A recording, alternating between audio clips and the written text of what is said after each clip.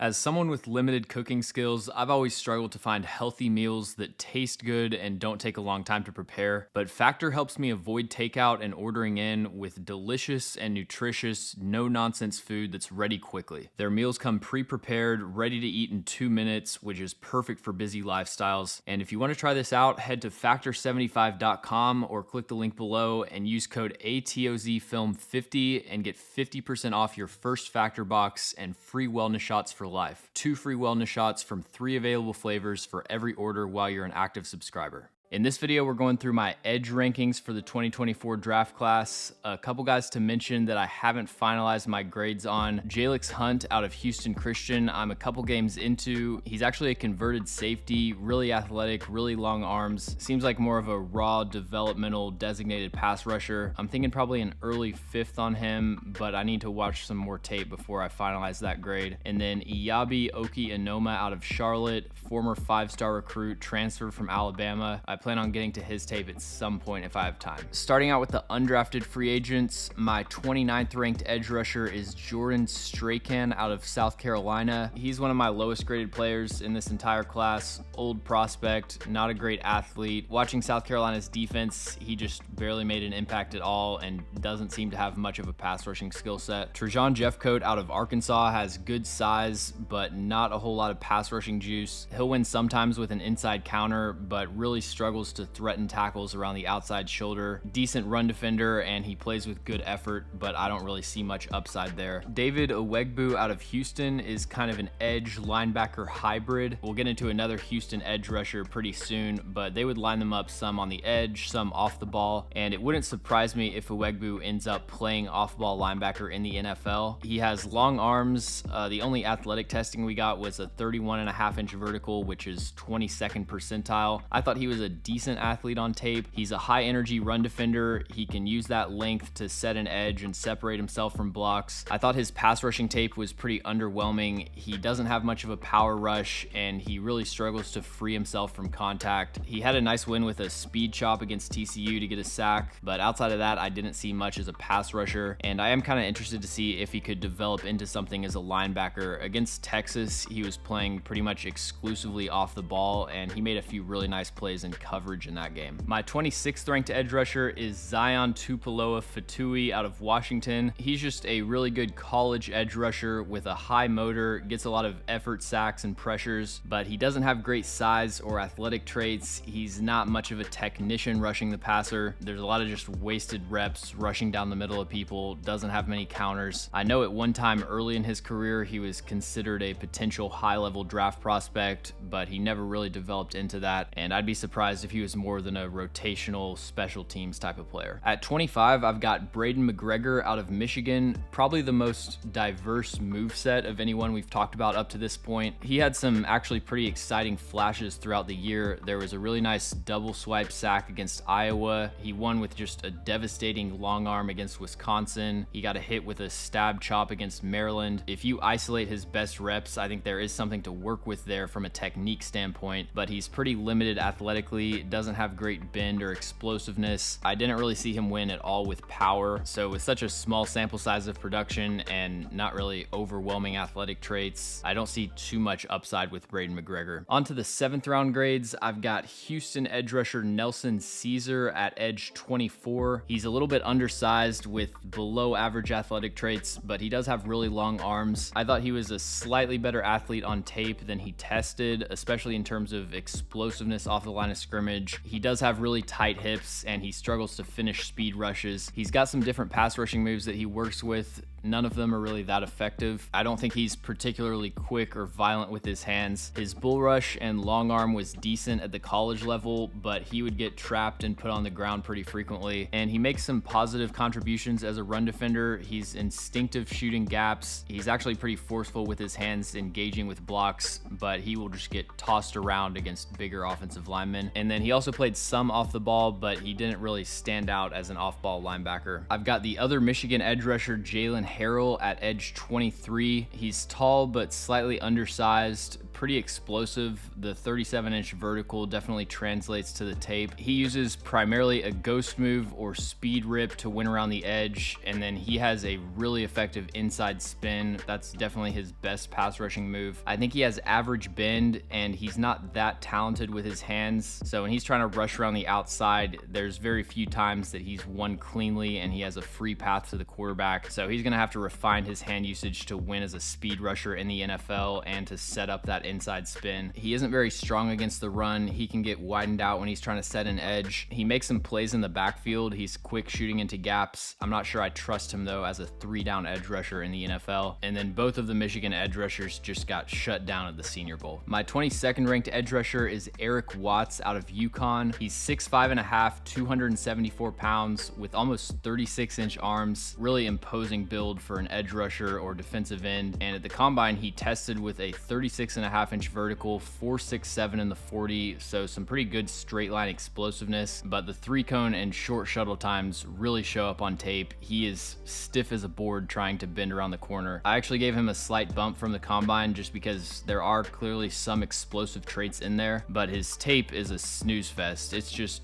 rushing down the middle, doesn't really generate as much power as you would expect for a player with his size and explosiveness, and he's completely unable to win around the outside and sink his hips. I think he could develop into a good run defender, but I didn't see anywhere near the level of fluidity or hand usage that he would need to provide much as a pass rusher. And then my final 7th round grade is Cedric Johnson out of Ole Miss, coming in at edge 21. This is another player that I raised from an undrafted grade purely based on his combine performance. I think if you have the size and athletic traits, it's at least worth betting on late day 3 as a developmental player, but there's just no pass rushing plan or nuanced hand usage with Cedric Johnson. He's a decent run defender, but I watched 4 games and saw 1 pass rushing win. He is a young player. He got invited to the combine. He got invited to the Senior Bowl. He's signed with Athletes First, which usually has players that get drafted pretty highly, so it wouldn't surprise me if he ends up going earlier than I have him graded, but to me, Cedric Johnson is purely developmental. This next tier is going to be mid day 3 prospects. I've got 5 6th round grades and 1 late 5th round grade, and it starts with Washington State edge rusher Brennan Jackson, who is edge 20 for me. I think he projects as just a solid base defensive end. He's 6'4", 264 pounds, pretty short arms, but he holds up well against the run. He's got really good play strength. He's one of the highest motor and highest effort players in this class. He's constantly chasing down runs from the backside. He gets a lot of effort and pursuit pressures and sacks, and he actually had 3 defensive touchdowns this past year. 2 of those came against Colorado. I really like his block shedding in the run game. He can defend read options. He has a really quick shuffle where he can pretty much cover his entire half of the field. As a pass rusher, there's not too much to work with. He has decent hand pop when he's going speed to power, but he's not that explosive and he doesn't have great length, so his bull rush overall is pretty easy to neutralize. I saw a couple times he won with an inside spin, but overall it's just not a very advanced pass rushing plan. He isn't very precise with his hands. He doesn't do a great job of setting up his moves, and again, the explosiveness, fluidity, bend, I think just limits his potential as a speed rusher, but his play strength and level of effort I think gives him a relatively high floor, and he can find some work on early downs. My 19th ranked edge rusher is Xavier Thomas out of Clemson. When I was going through Clemson's defense, I've got a long list for all these teams of players that I need to be watching. He actually wasn't on that list, and I think it was the Florida State game. He had a sack, the offense was backed up in their own end zone, and it made me realize I need to be watching this guy, so that put him on my radar. But going through the rest of his film, I was pleasantly surprised by what I saw from Xavier Thomas. He's a former top 5 recruit that played 6 years at Clemson. Definitely a bust from a recruiting standpoint, but he's developed into a pretty decent speed rusher. He's undersized, but he's really explosive, quick with his hands. He's got a lot of different ways of beating the blocker's hands and opening up rushing lanes. He still needs to add some inside counters, and you don't see many power rushing wins on tape. So for a 24-year-old player that's undersized and still lacking a lot of key ways to win as a pass rusher, there's only so high that I can grade him. I also don't really trust him to hold up against the run, but I do think Xavier Thomas can find a role as a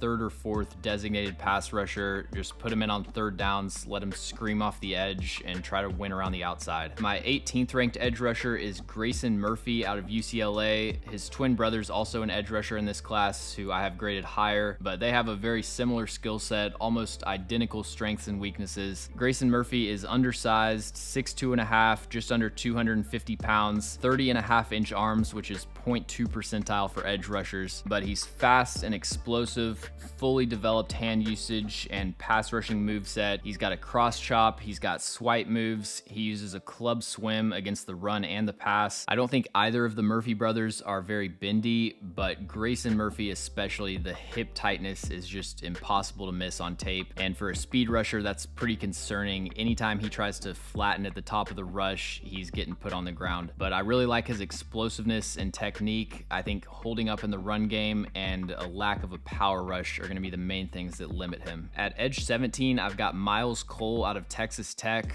Really interesting player. He has the longest arms of an edge rusher in combine history, just under 37-inch arms. He's 6'6", 278 pounds, just a massive frame, and he put up some decent numbers at the combine, 4.67 in the 40, 35-inch vertical. So on paper, there's a lot to work with Myles Cole, but he's a complete project at this point. He reminds me a lot of someone like Janarius Robinson coming out of Florida State a few years ago. As a pass rusher, he's almost exclusively using a speed rip, but he doesn't have a very explosive first step, so he's not really threatening the high side, and he telegraphs that move really early. Like, there's a prolonged buildup when he's getting into that rip move. He's swinging the inside arm, so it's really easy for tackles to key in on that and prepare for it. And at 6'6", 280, as you would probably expect, he's not someone that's going to bend around the outside very consistently. For a player of his size, you'd want him to be a better power rusher, but his bull rush usually doesn't go anywhere. You can tell Texas Tech has a type with their edge rushers, but he's kind of like Tyree Wilson if he couldn't win with power. For the most part, he can anchor and hold up against the run, although his top-heavy build will put him on the ground sometimes, and he's not a very reliable tackler. So the theoretical upside is there with Myles Cole, but he's 24, and there's just so much development that needs to happen for him to be any kind of effective pass rusher in the NFL. At 16, I've got Solomon Byrd out of USC, and I love this dude's tape. He's kind of a one-dimensional pass rusher. He pretty much only uses the speed chop, but he's so violent striking down that outside hand, it ended up really being the only thing he needed to use to win at the college level. I did see him use a ghost move occasionally, and then against Washington, there were a couple plays that he beat Troy Fontenot with an inside spin. If you've watched Troy Fontenot's tape, that kind of sounds more impressive than it actually is. Losing to an inside spin is a weekly occurrence for him, but that is going to be something that Byrd has to continue to develop and add to his repertoire. He had 4 forced fumbles in 2023. He's a hard hitter. He arrives at the point of contact with so much built up momentum, does a great job striking at the football, and then he also just decimates tight ends in the run game. He had multiple reps against tight ends where he would stack and then throw them like 5 yards downfield and get into the backfield. But overall, he is kind of undersized, and against offensive linemen, he can get moved back in the run game, and he had some pretty awful testing at USC's Pro Day. I wouldn't have projected him to be an elite athlete, but honestly, these numbers are pretty surprising based on his tape. With Solomon Byrd, though, I'm just trusting what he put on film, and he's someone that I'd be willing to gamble on day 3. At edge 15, I've got Javonte Jean-Baptiste out of Notre Dame. He's an off-the-bus type of edge rusher, 6'4.5", almost 34-inch arms. His weight is really interesting because he was listed at 260 on Notre Dame's website, and at the combine, he weighed in at 239 pounds, so that's almost a 20-pound difference. Sometimes teams lie about measurements on their website. With Baptiste, I think it's a case where he dropped weight to try to test well at the combine. So I think in reality, his playing weight is probably heavier than 240 pounds, and his athleticism is probably not as great as it appears from the numbers. The best thing that he brings to the table is his run defense. He dominates blocks from tight ends. He sets a firm edge. He's a great block shedder with really active hands, and he has a lot of range to chase down runs out in the alley. He's got the pursuit speed to keep up with running backs to the sideline. So I think his run defense gives him a really high floor, and as a pass rusher, he's not all the way there, but there's definitely something to work with. He's got a decent moveset as a speed rusher. You can tell he knows what to do with his hands, but overall, he doesn't have a very high success rate with his hand moves. His placement and timing is pretty uncoordinated, and he isn't very reactive based on the tackle sets. Jump sets and aggressive strikes can end his pass rush early, and then his bull rush and speed to power power was very ineffective.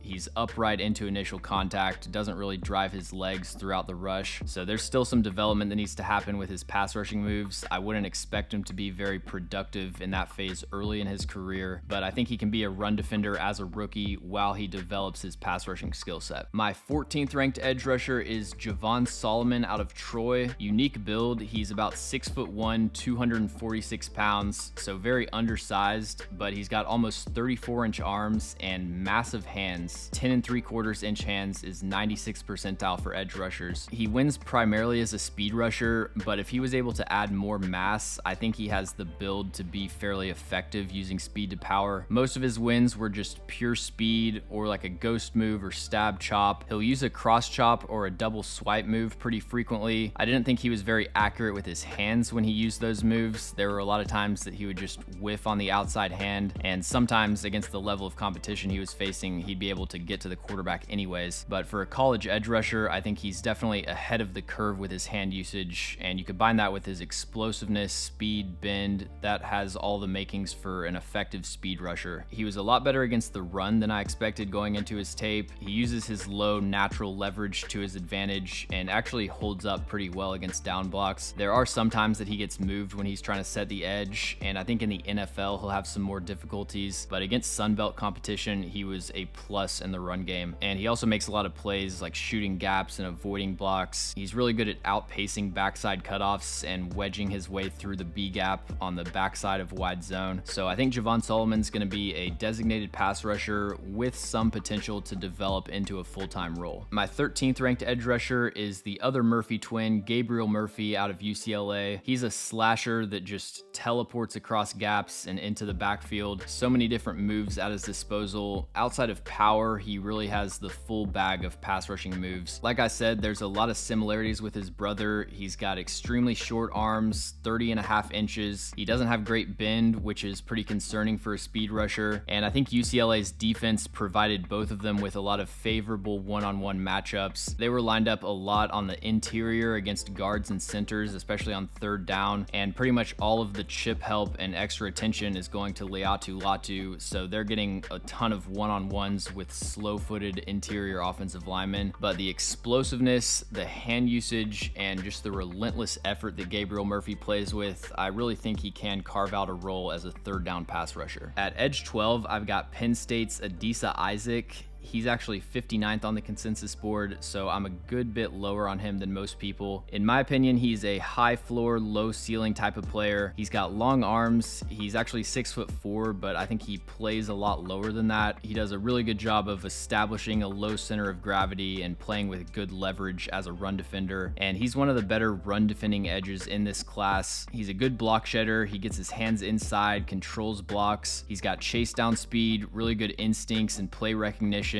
I just think he has a lot of limitations as a pass rusher. He doesn't really have many pass rushing moves. He isn't accurate or precise with his hands. He has very tight hips, really struggles to finish speed rushes, even if he is able to beat the outside hand, and his bull rush was pretty ineffective. He's really productive on stunts and twists. He's got good closing speed, controlled changing directions, but he's kind of an average to above average athlete, and with how much work he needs to do with his pass rushing technique, it's hard for me to see him even becoming a number 2 edge. My 11th ranked edge rusher is Mo Kamara out of Colorado State. He's 96th on my overall big board, so we're now into the top 100. He's very undersized, just over 6'1", 248 pounds, short arms. I actually think his height plays to his advantage because it's really difficult for tackles to latch onto him because he's such a low target, but you do see the lack of length show up when he's trying to win with his hands. When tackles land their punch and get a firm two-hand strike, he struggles to disengage and get into that secondary rush effort, but his explosiveness and bend make him such an effective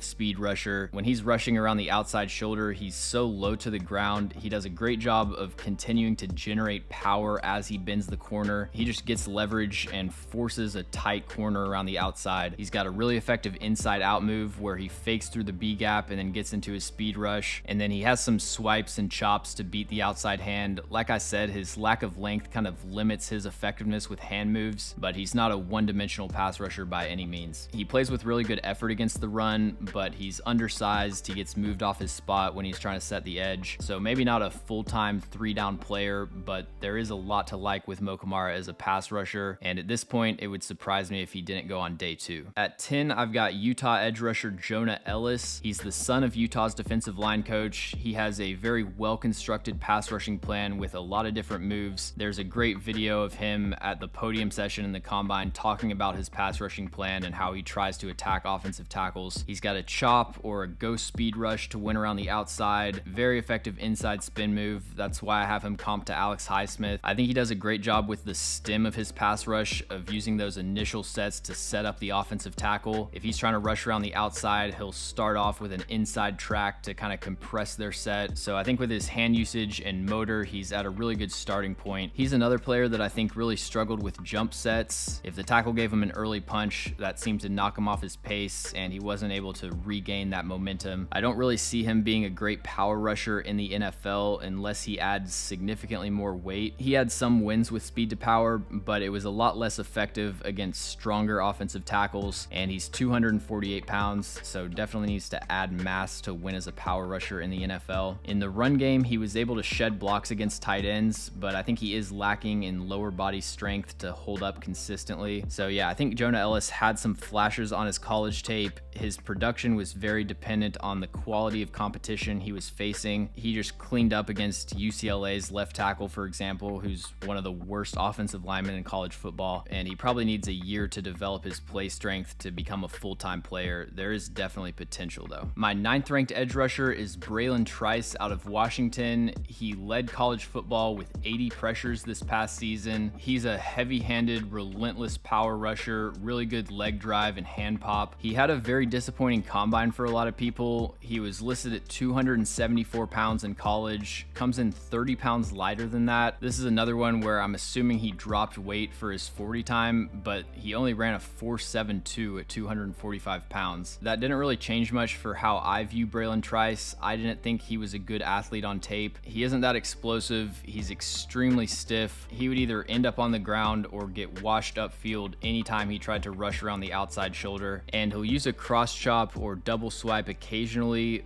but he isn't very accurate with his hands, and he has pretty short arms, which kind of exacerbates that issue. So I think Trice is kind of a one-dimensional player. That one dimension being his bull rush is very effective, but in the NFL, it's just going to be a lot harder to win that way if you aren't a premier athlete. So I would take him somewhere in the 3rd round to be a pocket-pushing number 2 pass rusher. I just don't really see the upside to be a consistent 8+ sack a year type of player. At edge 8, I've got Austin Booker out of Kansas, another disappointing combine performance. He's an early declaration, only 505 career snaps, and 1 year of really getting any experience. He transferred from Minnesota where he barely saw the field, and this past year at Kansas was his first time playing at all. And the technical refinement that he showed on tape was so impressive for such an inexperienced player. He's got long arms, and he's really decisive and commanding with his hand usage. He's one of the best in this class at establishing first contact and separating himself from blocks. As a pass rusher, his most effective move is an inside counter, whether that's a spin, club, swim move. He just slices into the B gap whenever he senses an opening. I was definitely disappointed by his testing. At 240 pounds, you really want to see better numbers than a 32.5-inch vertical 4.79 in the 40. On tape, he looks like a much more dynamic athlete, so I am going to trust what he put on the field, but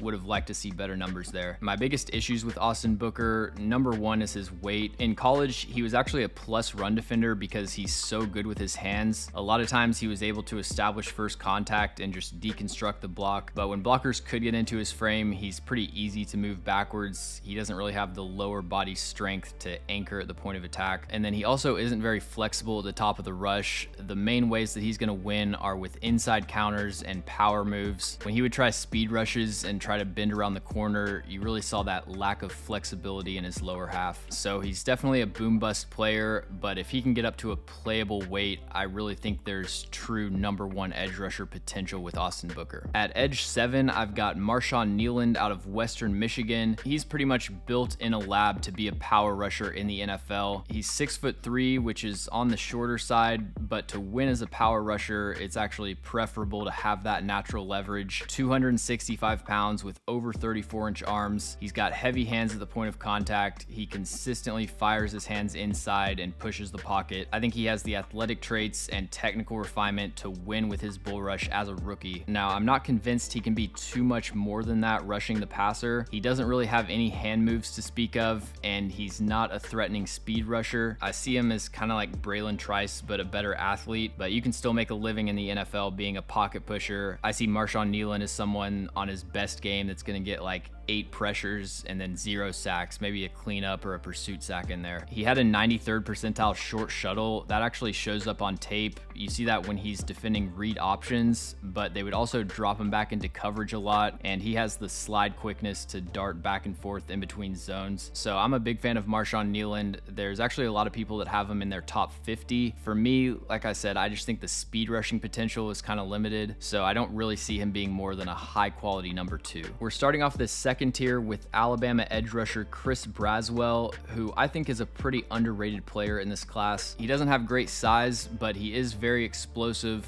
fluid hips, good bend at the top of the rush. He has one of the best cross chops in this class, also a pretty effective long arm and speed to power. I have some concerns about that power rush translating in the NFL just because he is undersized, and in college you would see his leg drive kind of die out when tackles were able to drop their anchor, but I see him as like a clone of Boye Mafe, just a high-end number 2 edge rusher. He's not someone that's gonna like anchor against double teams, but he was a pretty good run defender for his size. He does a great job setting the edge, locking his arm and separating himself from blocks, and then violent active hands shedding blocks, working back into gaps. He's in the 60s to 70s on a lot of boards, but to me, Chris Braswell is firmly a top 40 player in this class. At edge 5, I've got Chop Robinson out of Penn State. I think no matter where you rank Chop Robinson on your board, no one's evaluation or scouting report on him is going to be all that different. He's one of those players where the tape kind of is the tape, and the difference in grade is going to be dependent on your appetite for risk. He wins the majority of his reps just accelerating upfield, beating tackles to their landmarks, but as a pass rusher, he doesn't offer much more than that at this point. There's a couple times on tape where he kind of uses a ghost move,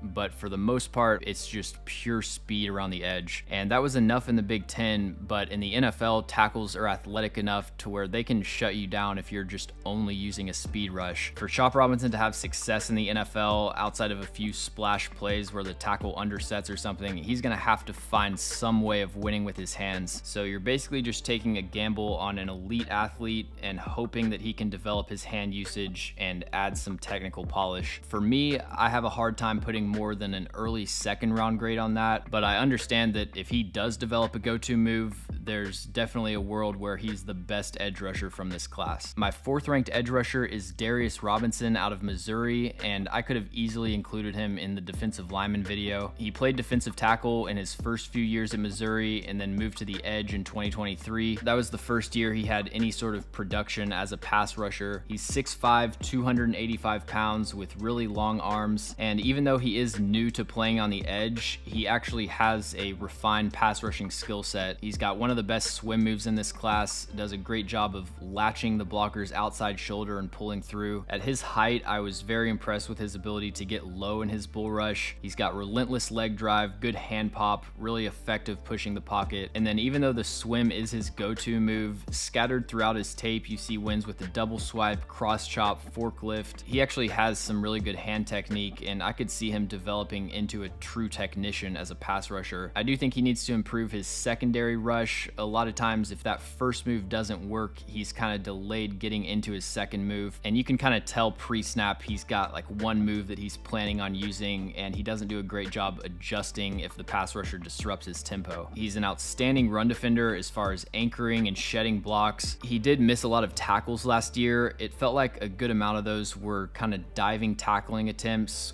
where it wasn't really his play to make, but because he dove for the tackle and got his hands on the ball carrier, that gets registered as a missed tackle. As far as like true wrap-up situations, I didn't see that as a major issue, but I think his biggest problem and the main reason I could see him playing on the inside in the NFL is speed and range against outside runs. If you've got a fast quarterback and you're running read option at Darius Robinson, he just doesn't have the range to protect from the hash to the sideline. In short areas, he's got the explosiveness quickness to defend the mesh point and cover both options, but he'll just get beat to the edge and lose contain, and I could see that being exploited in the NFL. All right, on to the top 3. I've gone back and forth with this edge class throughout the draft process. I think the gap between these 3 players is pretty small, and they all have some pretty significant weaknesses that's holding them back from being true blue chip prospects, but I did end up with Jared Verse as my edge 3. He's the best power rusher in this class. His bull rush and speed to power is just devastating. He's got the first step explosiveness, the hand pop, the leg drive, the low natural leverage, really everything that you look for